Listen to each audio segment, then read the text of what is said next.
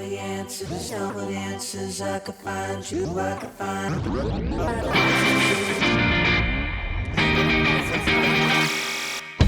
From the Sporting News Studios, this is the Fantasy Football Show with your host, Matt Litevsky. I got all the answers, all the answers. I could find you, I could find all the answers. If you let me get it close and study you. Big week, Billy. Big week. Huge week. Really kind of is. They all are. But this one, every time we get later in the season, it becomes bigger and bigger. Yeah, it grows. It does. Sporting News Fantasy Football intern Billy Hayen here.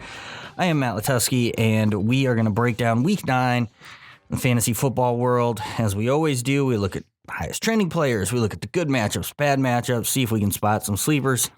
We don't like to say bust. You know, you can play them if you want. That's up to you, but we're just going to talk. We start every week. We look back at last week at things we got wrong. Pretty good last week, I would say. I don't think we were off on too much stuff. No, we had a solid batting average, I think. Solid, but one thing we were off on, and I think I was the one standing up for him. I don't remember for sure, but there's some Daniel Jones hate in here. And I was like, well, but he's got a good matchup.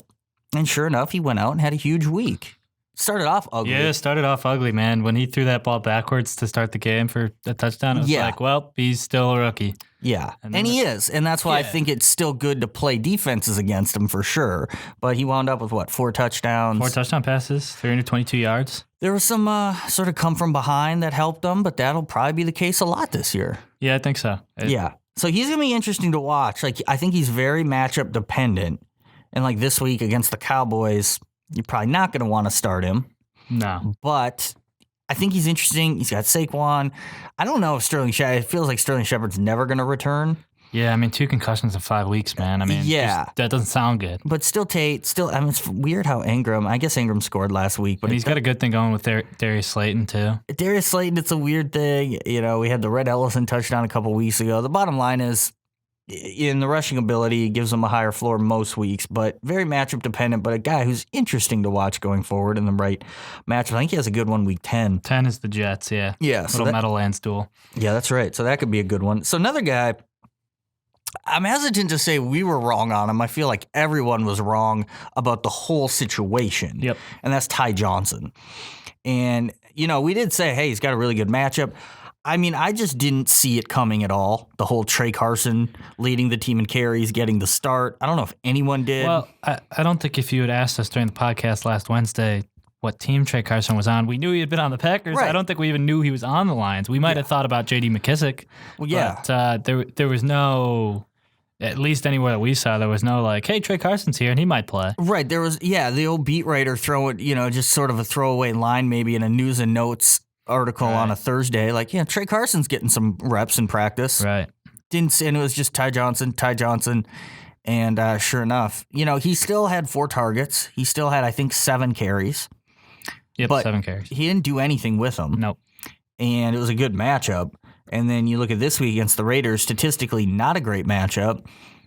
I mean, I don't think we have any choice but to assume Trey Carson's still going to be involved, whether or not he gets. I mean, he didn't do anything. He didn't look good. But it feels like the way they used him, that carry split is going to be 50-50-ish, right? And Paul Perkins is involved. And McKissick, like we said, I mean, it's a 4 mess. guys played. I wouldn't touch that at all. And the this fact week. that apparently the Lions were in talks to trade for Devontae Freeman tells you they're not happy with the situation at all at running back. So they didn't make a trade, at least, I guess. But I don't know. It feels like we're going to. There's how many games they got left in the season? 8 of them, I guess. Yeah. There'll be 4 or 5 guys lead them in rushing yards the rest, individual games. And then like if there's they'll an sign injury, somebody, and it's a mess. And if there's an injury, then all of a sudden it'll be. I was just surprised that no one, maybe because people were burned last week with Ty Johnson, no one really picked up Trey Carson. Literally no one picked up Trey Carson. And why not? Yeah, I don't know why not. I was wondering that. You sort of. I don't know. You don't have to be as all in as people were on Ty Johnson, but it's like the starting running back thing. Like, well, and did they have a goal to go like running situation last week? I don't remember. Yeah, they were just throwing touchdowns. It felt long ones, but that's another thing. If we see Trey Carson gets 10+ carries and the goal line carries, right? I mean, in week 10 when there's 6 buys, right? he could be in trouble. I mean, that's basically what Peyton Barber does, and he's owned in a lot of leagues. Right, but also still not enough as he should be, I don't think, even though he's But sucks, we don't have to talk about the Bucs running backs. They make us sad. Yeah, they really do. All right, another guy, I'm only putting him on here because we were dismissive. Like, he is not, we almost said, without saying, he shouldn't be on fantasy teams, and that was Damian Williams. And I think it's fair that we said that because he had really sort of been a no-show, barely played type guy, and then he comes out, and I don't know if it was totally in response to LaShawn McCoy fumbling, but he started getting more playing time. Maybe it was just in response to the fact that Chiefs were trailing, so they wanted him out there. But he gets out there. He had something like, 8-9 touches, something like that, scored a touchdown. And now I think a lot of people are like, well, is he the lead back? I still think it's McCoy. I don't know if Williams has any real value, but oddly enough, I think he has more value with Matt Moore because they're more likely to trail. Yeah, it's interesting though because he didn't even have a target last week, so right. It's really kind of random in that backfield. I mean, he hasn't played more than half the snaps since week 2. Yeah, he's like interesting again once Mahomes gets back because that offense just does everything well when Mahomes is there, but I don't know how you could rely on him as a starter in a given week unless Shady were to get hurt. Yeah, even in PPR. I mean, he might have a week where he scores 20 fantasy points because that's just sort of how their offense goes. We've seen it with the receivers. I mean, Hardman has still been somewhat relevant, even though we didn't expect that, just because that's how the offense works. Right. Am I crazy to think Darrell Williams is their best back? Dude, he looks pretty good when he does stuff. If they just played him, would they just be better off? I don't know. I mean, Shady has looked like more sort of shifty and bursty than he looked last year. He looks sort of revitalized. Yeah, still carries the ball like a loaf of bread, though. But it's kind of fun. It's sort of like the charm to him. It's exciting to watch, but if I was a Chiefs fan, I would not Damian enjoy Williams doesn't really do anything for me. No, and look, we were on that at the beginning of the year. Not that we were the only ones, but he was like in every bust article I think we wrote. Yeah. And, people got really... And that was before Shady was there. Now, to be fair, Darwin Thompson was like in every sleeper article, and he's not even on the radar. But, yeah, it's just such a weird situation with them, and who can you count on? It's so weird that a team that you think of as having this great offense, you're like, they have 2 guys you can count on, other than Mahomes, of course, but it's Kelsey and Hill, and that's it. And but it's interesting on the flip side, too. You would, if I had Damian Williams on a team, which I don't, I would never consider dropping him because it feels like he's like a snap of the fingers away from being the man, even though...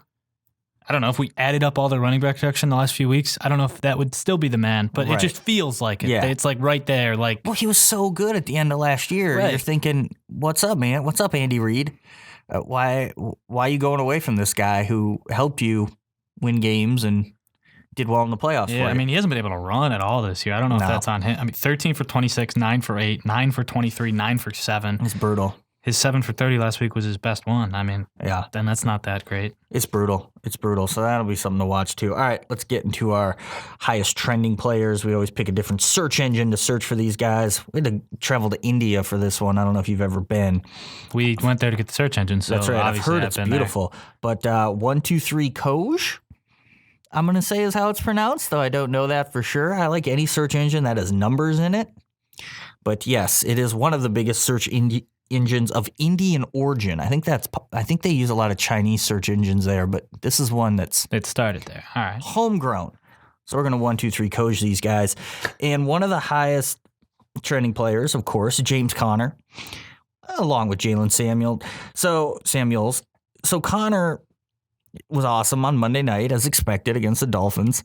And then, I mean, it was late in the game. And it was only a 2-score game, so I've seen some people sort of ripping Mike Tomlin and the Steelers for him being in. But it was a 2-score game. That's not crazy to leave your starter. No, it made sense to have him on the field. Yeah, and injures his shoulder, came down hard on it.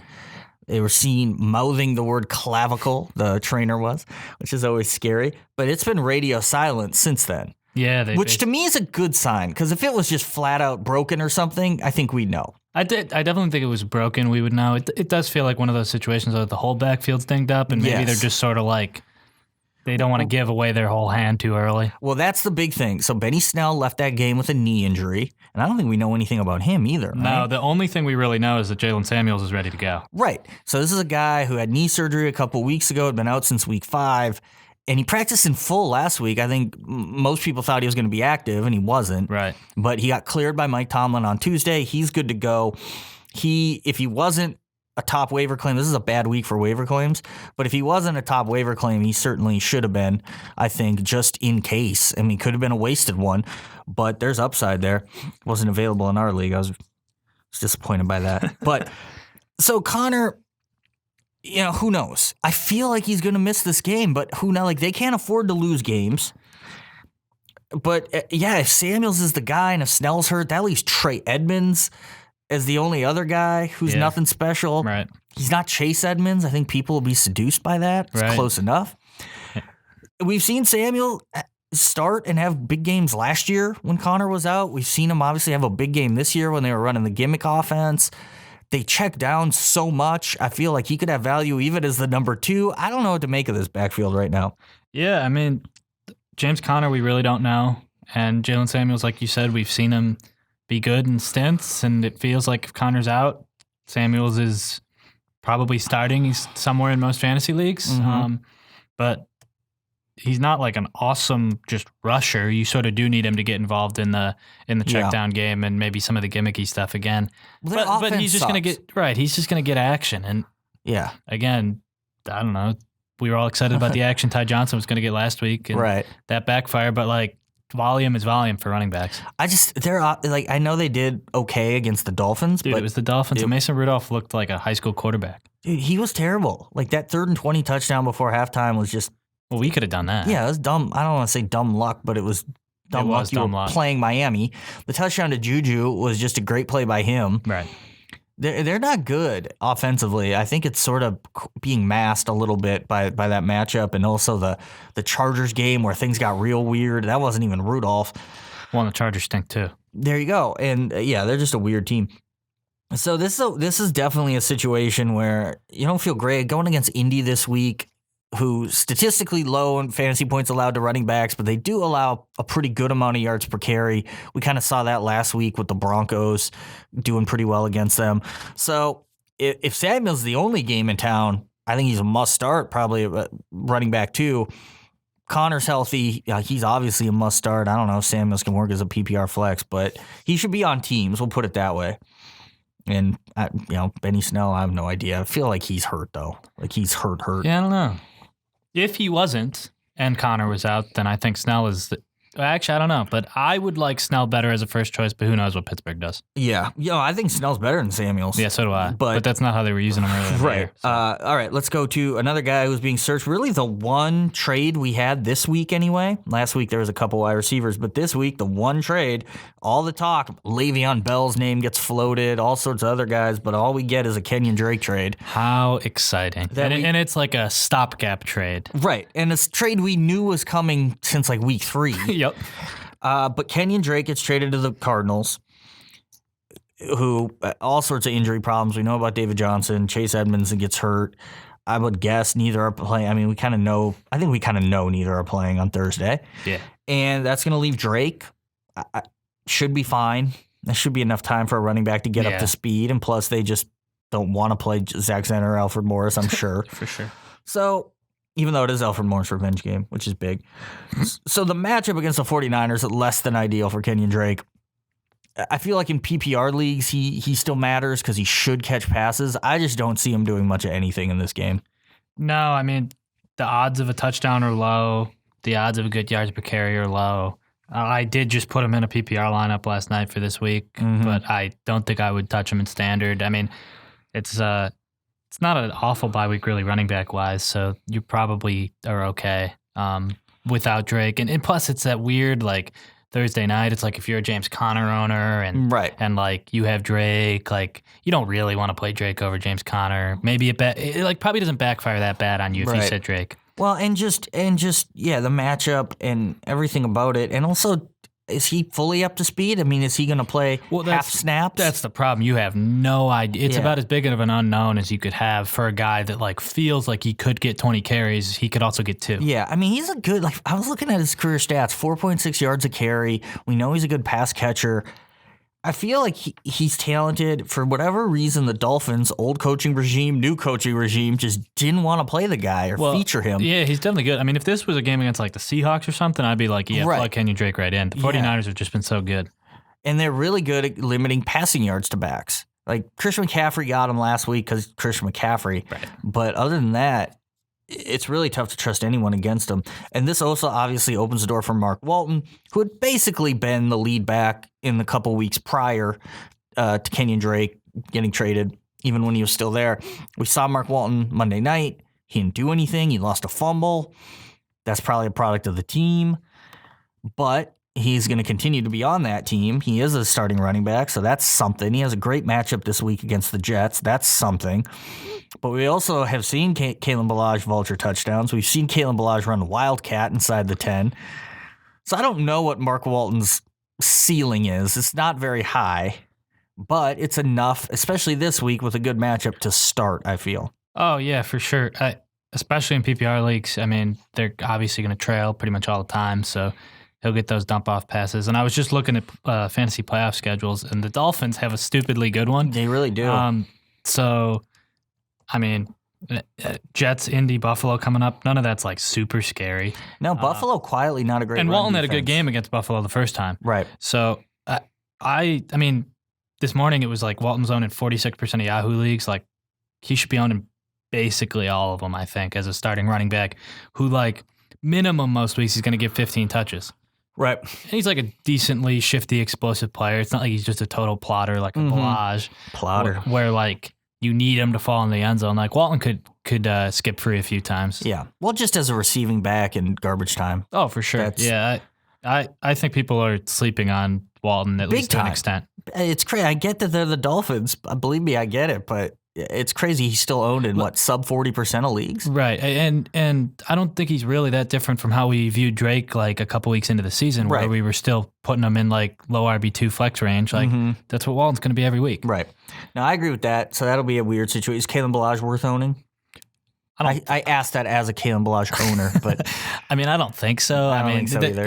If he's the goal line back, which he ran that Wildcat, but then came out for Walton the next play. So bad. Like, they're never down by the goal line, and he only played like 10% of snaps. Yeah, I mean, they don't want him on the field. He drops open back. I mean, that dude's bad. He really is. They'll keep him playing because they're tanking, but it's a good way to tank. Play Kalen Ballage. Maybe it is. Maybe he'll take advantage of that fantasy playoff schedule when they're playing the Tua Bowl in Week 16 against the Bengals, and they really need to lose. That's why he's on my team. Ballage is going to go crazy. That's my dream. All right, or fumble 3 times. We'll throw this guy in, Patrick Mahomes.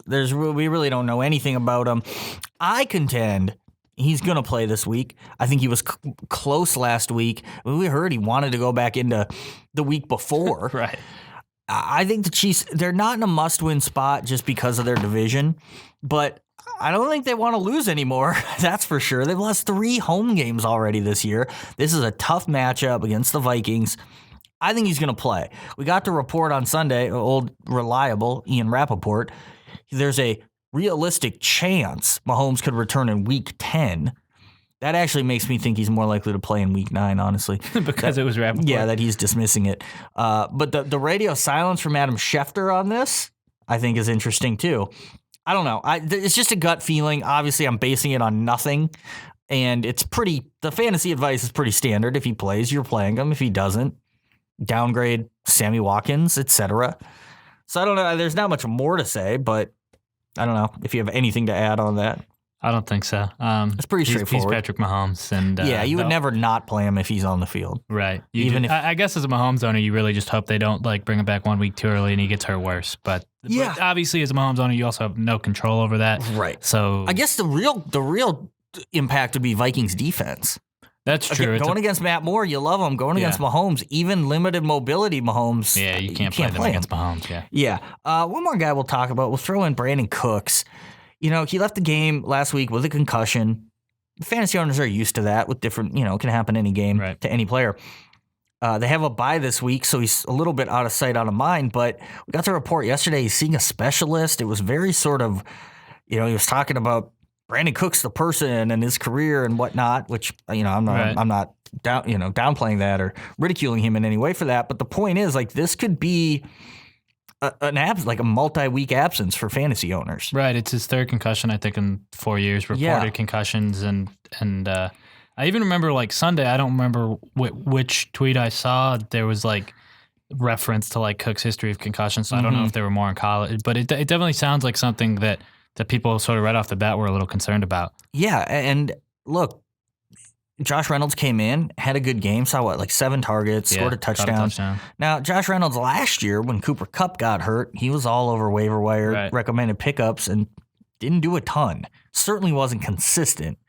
So, and I think this year with Gerald Everett emerging a little bit, it might be even less likely that he's consistent. I mean, he had some good games last year, had a 2-touchdown game in week 8. You know, his high for yards was 80 yards and a touchdown against Kansas City in week 11 in that insane game. And then he had 2 touchdowns in week 16. He started most of those games, or all of those specific games, started like the last half of the season, basically. He's worth a pickup just because of the offense and the upside, but I don't know if he's going to be like a reliable wide receiver 3. Yeah, I mean, is he really that different, you know, from Robert Woods in terms of there's a lot of weapons in the offense, and some weeks Woods has good ones, and some weeks he does almost nothing. I mean, I think Woods is better than Reynolds, but I think what we saw last week like could happen a few more times if Cooks were to be out. Right. So, well, I think that's the question. Does this make Robert Woods more valuable? I would think so, but maybe not. I honestly don't know. I mean, he's going to play he's like on the field every play. They like using him in weird blocky ways, and he runs his shorter routes, and he's going to keep doing that. Yeah. And so maybe he sees like a target more a game. I don't think it's drastic though. Right. I think that's what Reynolds has going for him is he's probably most like Brandon Cooks in terms of how they use them. So, you know, they both line up outside more than the other guys. I think it takes a little home run potential away from that offense and slightly hurts Jared Goff, but not enough where you bench him, you know. Right. It doesn't really change any decision making there. And you can probably, I mean, if you like Reynolds this week, you can probably sit and sneak him in on like even a free agent pickup next week, probably with the bye this week. Yeah. He'll go under the radar. Yeah, I agree. All right, let's get to the good matchups. Bad matchups for week 9, the buys: Falcons, Rams, Bengals, Saints. So some good offensive teams there. One really bad offensive team that good kickers. Some team that always had, you know, the Bengals are bad, but they always have a wide receiver. Yep. Or 2. Who's on, and it's not Tyler Boyd somehow. Yeah. I don't know how that works. All right, let's go to quarterback. Good matchups. There's a lot of borderline quarterbacks with good matchups on paper. Jimmy Garoppolo at Arizona. Sam Darnold at Miami. Gardner Minshew in London against the Texans. Derek Carr, who's been awesome for the last 2 weeks, at home against Detroit. They're finally back home after like a month and a half of sweet home. Being on the road, being in London, having a bye. And then Kirk Cousins, who disappointed, I think, a lot of fantasy owners last week. He's at Kansas City. Of those guys, who do you look at and say he's a starter? I mean, Darnold against Miami's great, but something about Darnold sort of scares me a little bit. He's scared of ghosts, but and it's Halloween. But I like Jimmy G. I honestly like all of them, which makes it hard to say that they're all starters. Though I think I like Jimmy G and Gardner Minshew the best. I like the offenses that they both have, the players around them. So you think Jimmy G's going to pass enough? I mean, all the running backs are hurt except Tevin Coleman. So maybe. I think that helps. Emmanuel Sanders helps. Obviously, the Kittle against the Arizona Kittle's thing is there. eat. So, I mean, Jimmy G is throwing the ball to Kittle on those plays.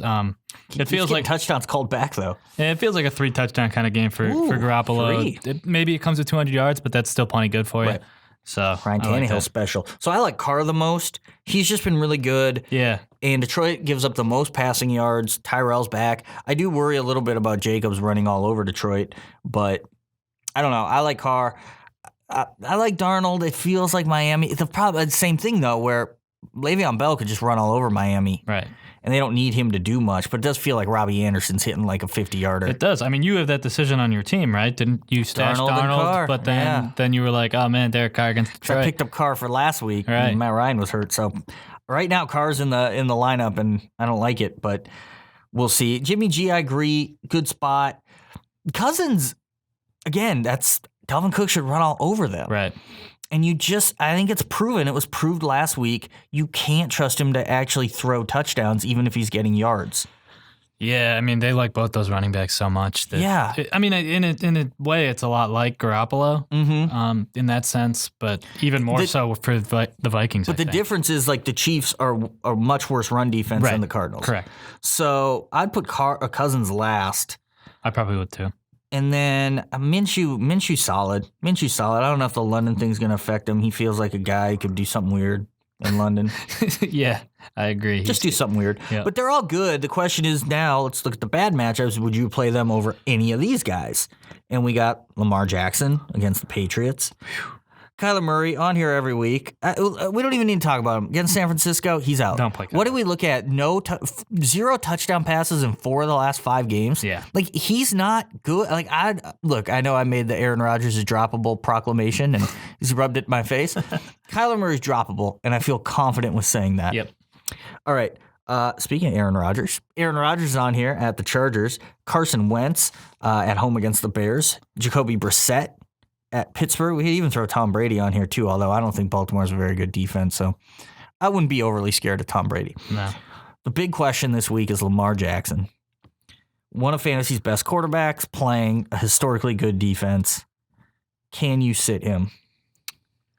I don't think so. I don't think I could sit him for any of the guys we have on our good matchup list. Right. That's the real question. And Maybe Matthew Stafford? Maybe? They're right next to each other in our rankings. Yeah. I think I would play Lamar. I look at it as like he has a better floor than any other quarterback in fantasy.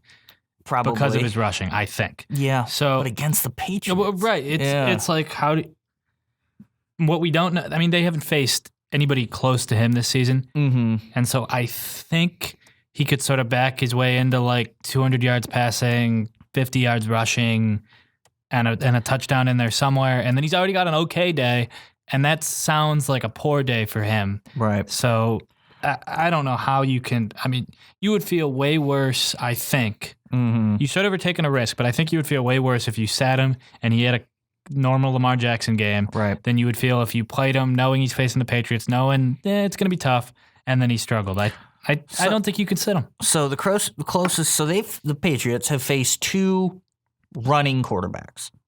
Josh Allen, who threw for 153 yards, no touchdowns. They knocked him out of the game. 3 picks. Third quarter. Right. 26 rushing yards and a rushing touchdown, and knocked out of the game. And then Daniel Jones, 161 yards, 1 touchdown, 3 interceptions, 8 rushing yards. Yeah, but if like those guys are running quarterbacks, Lamar Jackson's like a sprinting quarterback. Exactly. So, yeah, I agree. God, I mean, I'm sure you've probably seen that stat about Belichick versus first and second year quarterbacks. Yep. And Lamar Jackson faced the Steelers, who are pretty, I think, smart/good defense a couple weeks ago, threw 3 picks, took 5 sacks. I don't think he's going to do much passing. I really don't. The question is, can he get that 1 passing touchdown? And then I think for him to really have value, he's going to need to rush for like 80 plus and get a rushing touchdown. It's possible. You're right. I'd probably start him.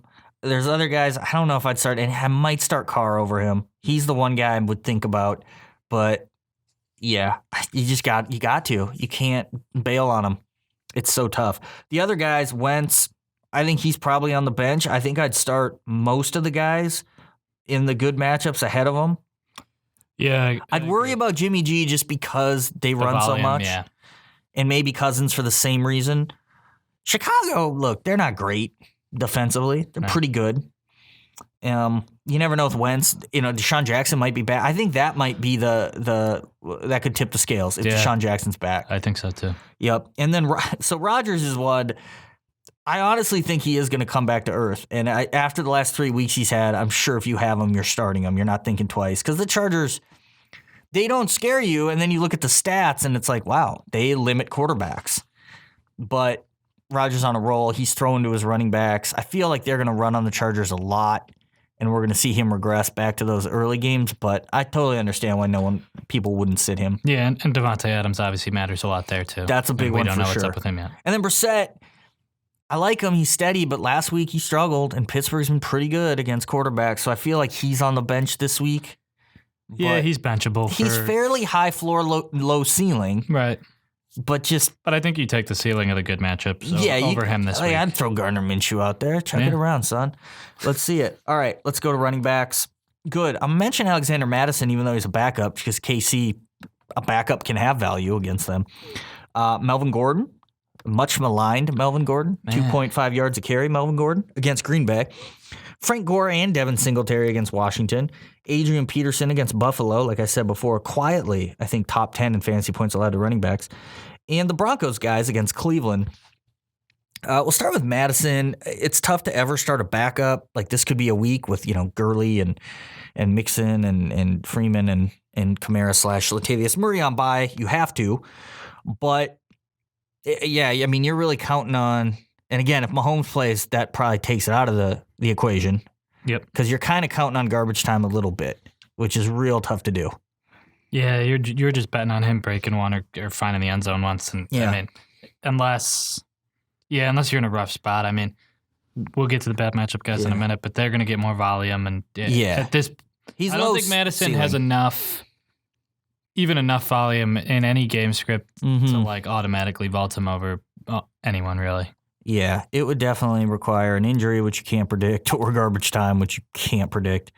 His season high in carries 14. Yeah. And that was when they blew out Philly, or they won by 18. Yeah, I mean, he just had 13 against the Skins. And they only won by 10, which is, I mean, they were running out the clock late, but it's still kind of funny. That wasn't a blowout by any means. Yeah. It's just like he's just going to have less chance to find the end zone than most guys because he's going to get the ball less. Right, I agree. So Melvin Gordon, I really like this week. I'm going out on a limb predicting like a breakout game. And he scored here a couple weeks in a row. He's still involved in the passing game. And even though Austin Eckler is, basically a wide receiver at this point, and it just feels like Melvin Gordon, and the Packers have a bad run defense. And I don't know. I just feel it kind of all comes together in this game. And I'm not saying he's going to have 140 yards and 3 touchdowns. Even for Melvin Gordon, if he can get 80 in a touchdown, another 20-some receiving, it's going to feel like a breakout game for him. But am I being overly optimistic? I don't know. That team they just seem broken and not put together, and he obviously seems like a part of that. He hasn't done anything. Yeah, Green Bay's an okay matchup, but... they're six months fantasy points and allowed. Frankly, if you've been playing Gordon the last couple of weeks, you're probably playing him again. You probably are in a spot where that makes sense, but I don't see it coming. I don't see any sort of... could he get 70 yards and a touchdown? I guess so. And then that's a decent fantasy day. Right. But like you said, I don't think there's a big day coming, and I think before he started playing this season, you would have figured he had a few big games coming. It just doesn't look like that's going to happen. I feel like, though, he is always like a multi-touchdown candidate. Yeah, I guess. Kind of quietly. But on this team with the way their offense is right now, is he? Because it's a fair question. Because I'm looking at their results, and they've been in close games since he's been back, but it's like all those games they were down big, and then they sort of like worked their way back into it. It's like, yuck. And you just, I think it is 2.5 yards a carry. It's been bad. It is 2.5 yards a carry, yep. Gosh, that's... And somehow 3.4 yards per catch. It's just amazing that a guy can cost himself this much money trying to get more money. Yeah, he missed a little bit. He's got 8 weeks or 9 weeks here to make himself. Because a couple of weeks ago, it was like, okay, you start slow. Sure, he's been holding out. I mean, now he's played, 4 games? 4 games, yeah. There's no working his way back into shape arguments anymore. No, might need the rest of the team to work its way back into shape. Yeah, so Gore Singletary, real interesting. We had the huge split last week in snaps in favor of Singletary, but they were losing by multiple scores, so I think that had something to do with it. But nonetheless, every single week with these two, we'll sit here and say, well, Singletary's better. He should get more touches. I bet he's going to get more touches. And then Gore just gets all the carries. How much can you trust either of these guys in a good matchup against Washington, who we kind of saw the Vikings run all over last week? I think I trust Singletary more because of his explosiveness, and I do think sort of game script independent, he'll just be on the field more. I do think it's a pretty safe bet that Gore will, play 20 to 25 plays and get carries on like half of them. He's going to get a touchdown too. Right? I feel like so it's just a lock. So he's going to have like 12 carries for 40 or 50 yards and might score. So Gore's like a good floor player, I think, because basically when he's on the field, they give him the football. Right. He's just not that explosive anymore. Singletary's sort of the, taking a shot that, the Bills just crush Washington and he's heavily involved, which he could be. But definitely more variance with Singletary. I think Gore definitely good floor game. Right. Like if you were making DFS, comparisons, Gore would be your cash game cheap guy, and Singletary would be your GPP guy. Right. I feel like fantasy owners are trying to speak Singletary into existence. Yeah. They're just like, no, it has to happen. Clearly, they'll realize he's better, and then it's an NFL coach. They like veterans. The thing is, I do think they realize he's good because he's on the field so much. Yes. It's just he's on the field in situations that aren't automatic. Give him the ball. Right. Where like when they put Frank Gore in, they might as well hand it off to him because otherwise, why is he on the field? And last week was weird because he's on the field a lot in catch-up mode, but Josh Allen was just tucking and running a lot, right. And it was because of the high wind. So that was a real weird game. Yeah. So you're right about the whole DFS versus cash game or tournament versus cash game nature of that backfield. Adrian Peterson, look, this is all right. So you just go no. This is his last stand, though. Week 10 bye, Darius Geis coming back in week 11. Homie's gotta make a case for his you know how I was talking down Alexander Madison? Mm-hmm. I might play Alexander Madison over AP. I thought this a couple weeks ago, and he'd like half proved me wrong. I mean, he kind of proved me wrong a little bit. Like, I think he's pretty much done, and I don't think they're. I mean, the other problem is like their offense isn't that good, right? Well, if he was a washed-up running back on Kansas City, right, and played 75% of the snaps for Kansas City. So LaShawn McCoy is what you're comparing. I mean, Shady's a lot less washed up than AP is, but we can debate that off air. Sure. But or not debate it. Fair. It's not really a debate. But it's a debate. I don't want to play AP this week. I mean, if I had him, I'd be looking for other options. I don't know if they really exist, but. No, I agree. And the thing is, though, I don't think it's weird that Buffalo has that bad of a run defense, in terms of fantasy points allowed. But he's, I don't know. You're right. It doesn't feel like this is a good play for him. But I do wonder if he ran hard last week. Maybe it was the revenge game factor. I run hard sometimes when I go out for a run. In NFL games? Not in NFL games, but I mean, just games. That's what you do. You run hard, man. That's true. But, I think he did surprise people last week because he had the injury and it was a good defense. But, I wouldn't play him this week. The Broncos guys, so now we're getting a shift. We've seen Royce Freeman score on short yardage runs the last couple weeks. Phillip Lindsay was still in there on short yardage. Yep. I think they passed, though. I mean, I don't know what the hell they were doing last week. They passed 3 straight plays from the 3. And now we have a new quarterback who's never thrown a pass in the NFL. Shout out Brandon Allen. I don't know. The Browns are really bad run defense. It feels like they can both have good games. I don't even know anymore which guy you lean toward. I truly don't. I mean, Lindsey plays a little more and gets a few more touches, but yeah. No, I think they're both plays this week, and I'm assuming that most people don't have them both on the same fantasy team, so they're not even concerned with that necessarily. But I think you can play them both. You could have had both on the same fantasy team, but you didn't want to trade me Corey Davis. Hey, man, I guess I should have traded you Corey Davis while he was hot. But but I also wouldn't play both. I think I would still probably play Lindsey over Freeman. Yeah, I would too. He's just better, right? It just feels that way. But maybe he's Freeman looks good this year. Fine, yeah.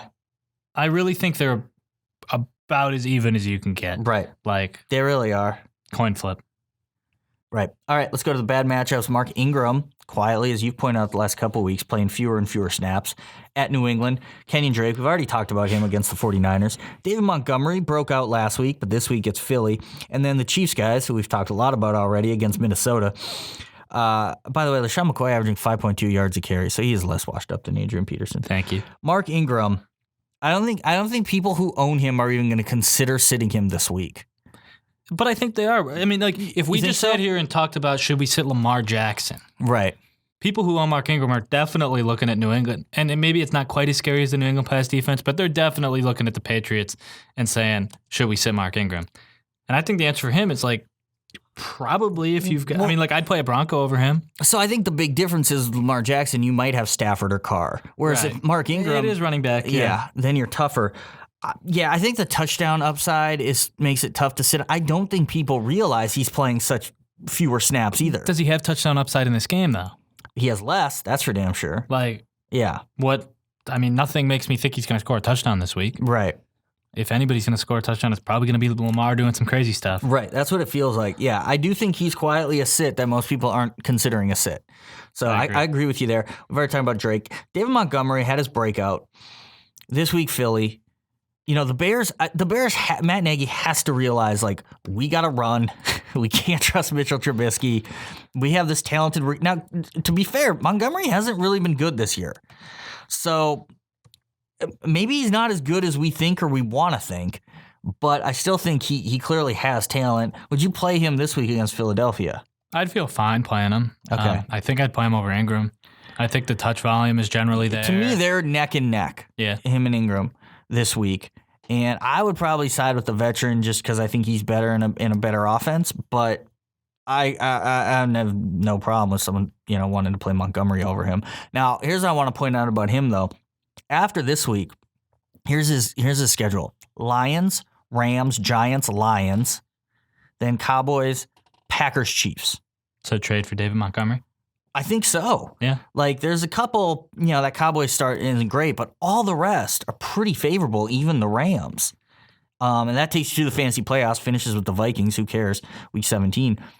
That's a nice schedule. And I think he's the kind of guy who could really take off in the second half, especially as the Bears, again. He's gonna do that thing where he vaults himself into being a first-round pick next year. I totally see it. I could totally see it. So he's real interesting. And then the Chiefs guys against Minnesota, we kind of already talked about that. I really don't think you can start either or any, but, Mahomes if you had to, LaShawn McCoy. Yeah.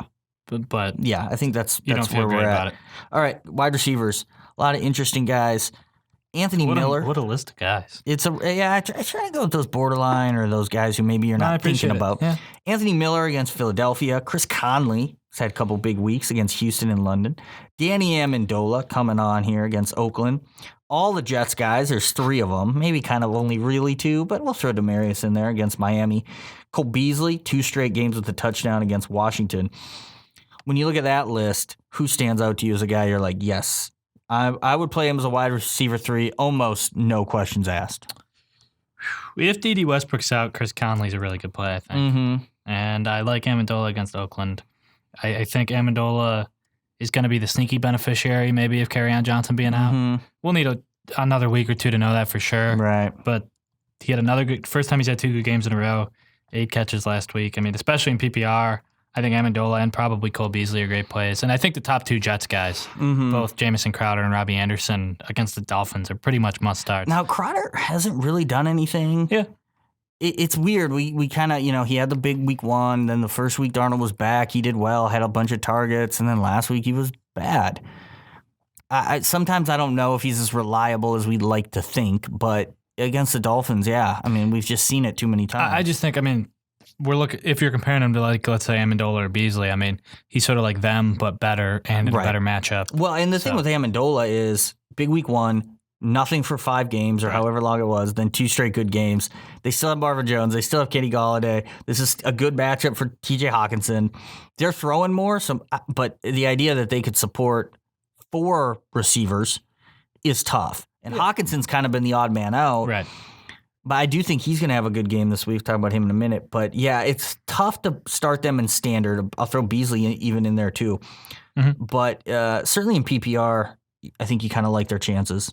Yeah, for sure. And Anthony Miller, his snaps kind of went down last week after they were trending up, but he still had like 60-some yards. Yeah, I like him in that. I think he's talented. Philly, we know, can't really cover receivers, but he is a clear number 2 on a team with a bad passing offense, so is it worth ever taking a chance on him? But, I mean, Trubisky's the obvious problem there, and he's the worst quarterback that any of these guys have, and so that's maybe why Miller's a step behind the other ones. Mm-hmm. But I like him. He's got some upside this week. He's probably more of a standard league play than Amendola or Beasley, maybe. For sure. I agree with that. Yeah, I think he's interesting, and he's one of my preseason sleepers who's totally flopped, but he could be interesting. It's time to shine now. Another maybe second half guy to watch. And then he'll be a sleeper for you again next year, probably. Hey, the worse he does, the more of a sleeper he is going into next year. So some bad matchups. I mean, Ravens, New England, that's where we start everything. Hollywood Brown, assuming he's back. We got the 2 Browns guys, just like last week we talked about them. Another bad one against Denver. Terry McLaurin against Buffalo. Larry Fitzgerald, who's really struggled the last couple weeks despite good matchups. He's against San Francisco. And then Alshon. It's a revenge game. But Alshon there against Chicago. I don't know. I feel like Hollywood don't play. Yeah, I mean, big play upside, but yeah. I feel like the Browns, it's the same thing with Lamar, right? Where it's just like, got to play OBJ. Yeah. But we said last week you could sit him, and that worked. I mean, Denver's not quite New England, but cornerback-wise, pretty darn good. He was thinking about giving his shoes away before the game, during the game. Yeah, I know. Those goat hair shoes. That would annoy me so much if I was on his team. It's one of those things where you're like, does it really make a difference? No, but it's still just annoying. Yeah. It's like, dude, you just got your ass kicked again. But yeah, I think you're right. It's really hard to sit him for like Chris Conley or Anthony Miller. But now Landry, it's easier to justify that, at least in your head. Yeah. But he's, in a way, been more consistent. Yeah. So I think you're playing both, especially Landry and PPR, but wouldn't want to. Yeah, I'd feel fine sitting Landry this week. I think McLaurin should be sat. I mean, 3 out of the last 4 games, I think, he hasn't done anything, or hasn't done much, I should say. And, God, I mean, their quarterback situation's a mess. Well, and Tre'Davious White's one of the best cornerbacks in the league. And it just feels like, it's weird because you got to people love rookies who get off the hot starts. They just think they're the best. Well, I mean, Terry McLaurin's really good, I think. I think he is good, yeah. There's just too much working against him in that game. Right. I agree. Fitz, I feel he's got to be sat. We've just seen so little from that team, from Kyler Murray specifically, and especially in a tough matchup. I don't think you can play him anymore. No, I don't think so. Or at least, this week you can't play him. And then Jeffrey, I'd play him, though, still. He's fine, yeah. Yeah. That's definitely an interesting contrast in these good and bad lists between guys that are like definitely below the bad guys most. If Deshaun plays, would that change your mind at all on Alshon Jeffrey? I don't think so. I feel like his workload probably is about the same. Yeah, they're just such different types of receiver. Right. I would play Deshaun Jackson, though, definitely, if he started.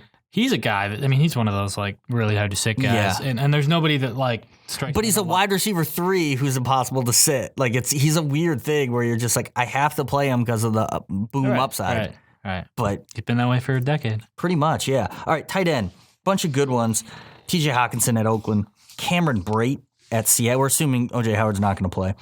Vance McDonald versus Indianapolis. Eric Ebron and Jack Doyle against Pittsburgh. We could even throw Darren Fells in here again.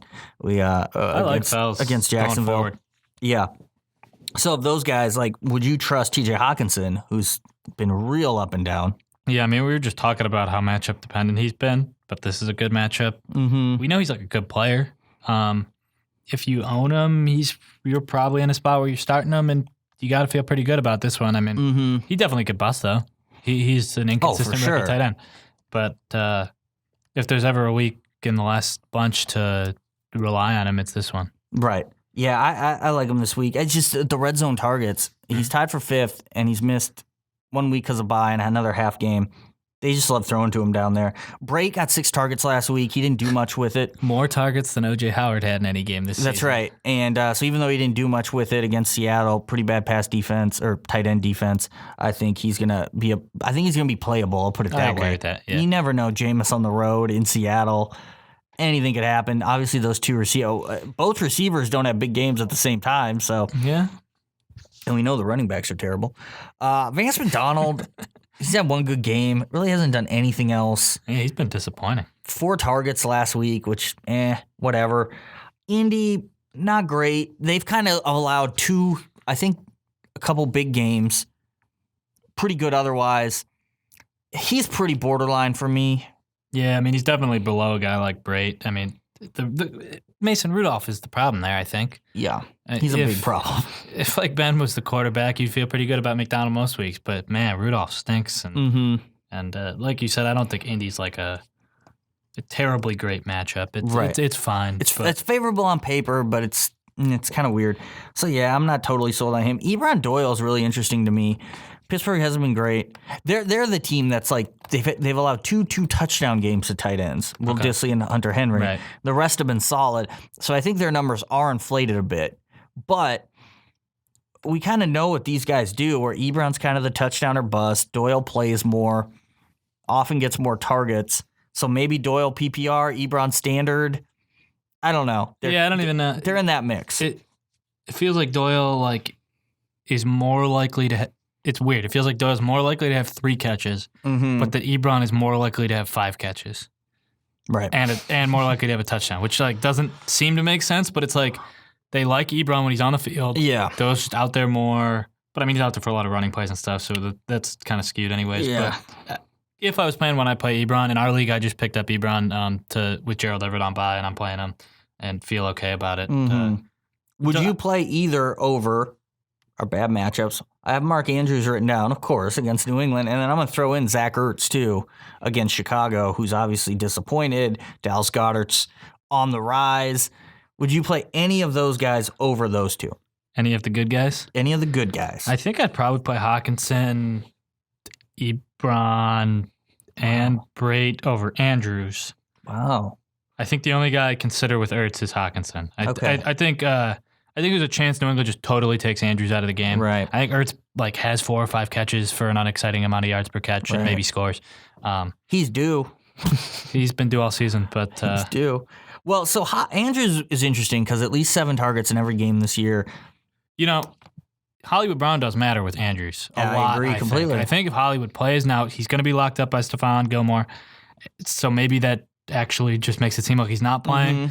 But the weeks that Hollywood hasn't played, plus week 1 when Hollywood only was on the field for 15 plays, Andrews gotten a ton of targets. Right. The only week that he got a bunch of targets when Hollywood was playing a full allotment of snaps was week 2. Since then, it's been one or the other. Right. So I think if Hollywood's out, they'll try to force feed Andrews. I don't know if it'll work, but I think it'll be enough to put him over the top. And he was dropping passes in their last game. It's tough to sit a tight end who gets that many targets, but he really hasn't done much 4 out of the last 5 games. I think definitely in PPR you're playing him just because of the volume. Standard though, yeah, you can go to one of those other guys. All right, let's go to defense. A lot of them. They might not be on waivers anymore, on the free agent wire anymore, but good matchups. These were all owned in fewer than 50% of Yahoo leagues going into the waiver period. The Panthers at home against Tennessee. The Colts at Pittsburgh. Somehow Pittsburgh isn't a statistically bad matchup or statistically a good matchup for fantasy DSTs, but I'm just I've seen too much of Mason Rudolph to not think that's a favorable matchup. A couple weeks. He got lucky on the Juju catch and run into Deontay Johnson's touchdown in the same week, his first week, and to Deontay Johnson's touchdown this last game was lucky. A lot of regression to the mean coming in the bad direction for the Pittsburgh offense. Those picks. And if the running backs are out, Jalen Samuels and Mason Rudolph, if that's their starting backfield, give me the Colts Indy defense. hasn't done much this year at all, but I feel they're good enough. No, I feel like their secondary is the worry point, and if Mason Rudolph can't throw, then that doesn't even matter. Right. All right. The Browns at Denver and Brandon Allen. The Broncos in that same game against INT leader, tied with Jameis Winston. What a top Browns. of the leaderboard. I know. The Cowboys, 2 number 1 overalls. Cowboys get Daniel Jones, who we already talked about, and then the Jets get the Miami Golden Ticket matchup this week. Jets, who aren't good, don't have CJ Mosley. It's tough to trust them, but you can pretty much trust anyone against the Dolphins. It does feel that way, but they're one of the more, can you really trust them? Mosley does matter. Jamal Adams, they just tried to trade him. He's going to be ticked off. I don't know if that's good or bad. But yeah, you can stream him against the Dolphins. They won't it won't blow up in your face. They seem less likely to have 2 touchdowns or 8 sacks or something. It's just against the Dolphins, you're getting at least 3 sacks, you're getting at least 2 takeaways. Right. That's the baseline, and they're not scoring more than 17 points. Yeah, so the Jets are fine. Yeah, I think so too. Of those other ones, I think the Panthers at home against Ryan Tannehill. Tennessee, again, they're not bad statistically either against defenses, but Ryan Tannehill on the road, I know he's been good in his 2 home starts, but with a team with a really good pass rush like Carolina, I think you play Carolina. Yeah, they're a good defense. Don't really think about it. They're pretty much an every week play. So the Browns-Broncos are interesting. Yeah. Because the Browns haven't been that good, but it's Brandon Allen. So I think you're going to take your chances there. Well, yeah, and I think the boys on the outside are supposed to be back for Cleveland. Yeah. And Myles Garrett's going to be looking his chops going after that guy. So right. And for me, the Browns might be the best on this list, and that's probably not the popular thing, especially with Denver's running backs. But right. See, I would say Dallas just because I think so little of Daniel. Like, That's fair. I like Daniel Jones in general, but he's going to make mistakes, kind of like Josh Allen last year. Yeah. Because that's another defense we could have put on here is Washington against the Bills. But he's cleaned DFS he's cleaned things up a little bit, Josh Allen, in the turnover department. Yeah. But yeah, and then the Broncos, another defense that kind of hasn't been. They've been inconsistent. They've had a couple big sack games, but I just think Baker Mayfield on the road. Apparently, he had another sort of unhinged rant today. I don't know. I think he's going to throw picks. You're going to get sacks. So it's kind of similar actually to the Jets against Miami in that you have a baseline of 3 sacks and 2 takeaways.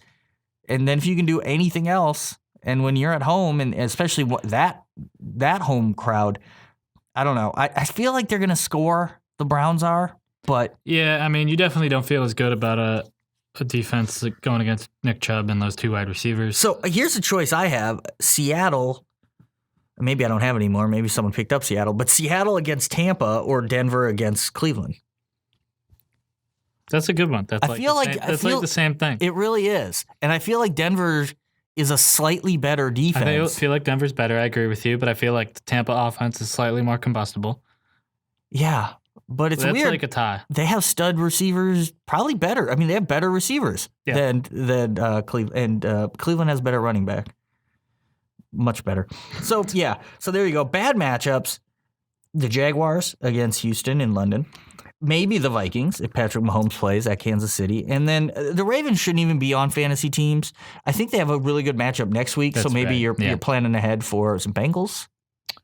It is the something like that. Week 10. Baltimore is playing the Bengals. Yep. Yeah.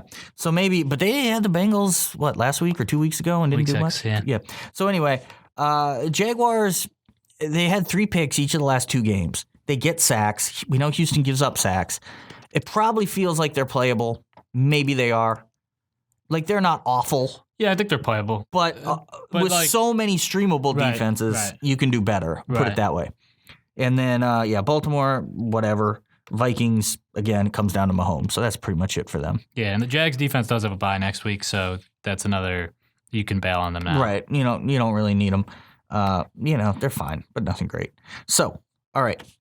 We cover it all? We didn't talk about Jonnu Smith, who's just like our new favorite guy. That's true. He's solid. Yeah, because he really doesn't have a good matchup per se, but it's not a bad one. And he's getting targets, and he's very athletic. He's definitely a guy I could see next year being like a top 5 darling on fantasy tight end rankings. Yeah, for sure. And it seems like Tannehill's made things work there, so maybe he's even a guy that helps you out. On the road. I don't know if I love him this week. Yeah. He's more of like a broad, like, he's coming on, he's going to last longer than Cameron Brate is, like...